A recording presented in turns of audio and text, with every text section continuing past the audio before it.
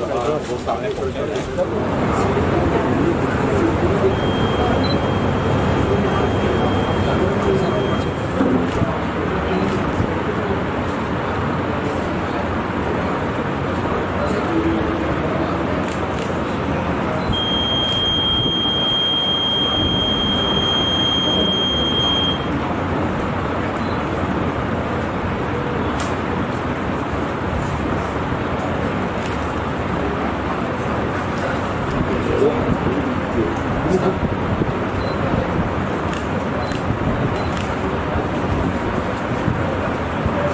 चल रहा है सभी।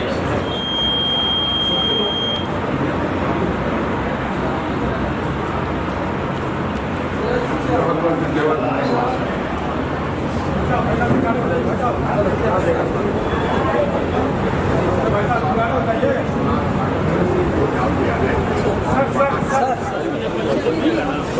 चलिए ना बड़ी है यहाँ पर और एक कॉफी कैंटीन है रात का वहाँ देखो एक कॉफी भी दिया जा रहा है।